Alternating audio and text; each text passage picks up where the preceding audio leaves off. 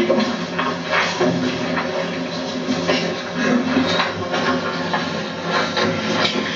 Good afternoon. My name is Terry George. I work for Worldwide Security at 1 Commercial Avenue in Garden City. We're here today to go over the bid process that the town of Islip follows. I've been doing bid work for probably 25 years now, and I've never come across a situation that we do have with this bid for the security of the town of Islip.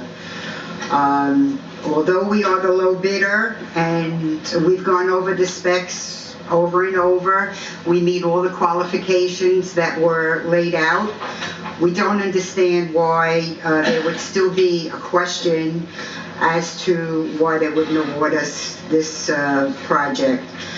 We are more than capable of handling the project that's in front of us, and we would just like to know exactly what the bid process and award process is for the town of Islip. Okay, I'm going to turn this over to the town attorney for an answer. Good afternoon. We did speak on the phone yesterday, myself and your colleagues, and we tried to explain the determination that my office came to after an extensive review of the documents. Can I interrupt you for just one moment? I would like to know how you handle other bids, not in particular this one, because I know how this one is being mishandled. I'd like to know how the other bids are handled.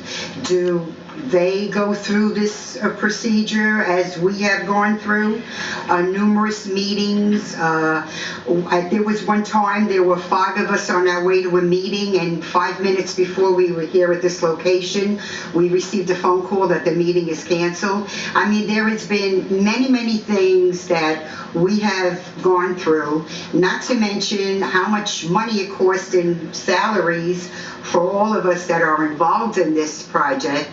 So aside from this project, I would like to know how you handle other projects, because we're not happy with the way you're handling this one according to our experience in the bid world. We do have a separate purchasing department, as you're aware, and that department strives, along with the counsel of the town attorney's office, to comply with the letter and intent of General Municipal Law 103, the public bidding statute. This isn't a typical bid because while you were the low bidder, there were questions raised as to whether or not your bid was responsive. And that's when we decided to call you into the single meeting that we had with you some weeks ago to ask you some questions. And then based upon your answers and on some, based upon independent research, we came to some conclusions which I shared with your colleagues and yourself yesterday on the phone. Right, but actually all our questions have never been addressed. As far as what we think the other company has or doesn't have. For instance, the specs clearly say that to provide the town of Islip with a high-quality central station, the following list of features and physical equipment at its site shall be required. The central station that monitors the town of Islip alarm communication shall. Now, what I would like to know is, did you go and inspect to see if each of the companies do have a physical site at their headquarters that is a central station? I'm not aware that the town conducted a site inspection for things that were represented in the papers. Okay, so then how can you make a determination that we don't have it and think that they do have it when you didn't go look at either one of our sites? I'm not so sure that the town made that determination that you don't have it. That was not one of the reasons that we looked at your bid. Well, one thing I know for sure is that they don't have it. They do not have, They, you're referring to? meaning the other company, does not have and own their own central station. Worldwide Security has their own UL New York Fire approved central station at 1 Commercial Avenue in Garden City. It is owned and operated by the same owners of Worldwide Security. Okay. I don't think that we have to say too much more besides that. We've been in business for over 30 years.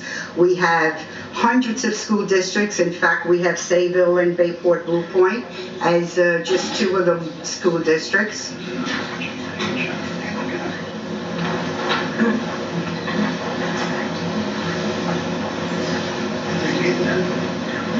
Ms. George, I just wanted to reiterate what I said on the phone yesterday, which was that after a review of bid documents, the paper that was submitted in response to the bid, our office made a determination that your bid was not responsive in 2 aspects. The one was that one of the bid specifications called for a document from GE Security that the security system contractor is an authorized agent, security integrator, and Muratone Fire Systems authorized sealer. At our meeting with you, we asked you why that document hadn't been provided, and one of your representatives indicated that you cannot service Muratone.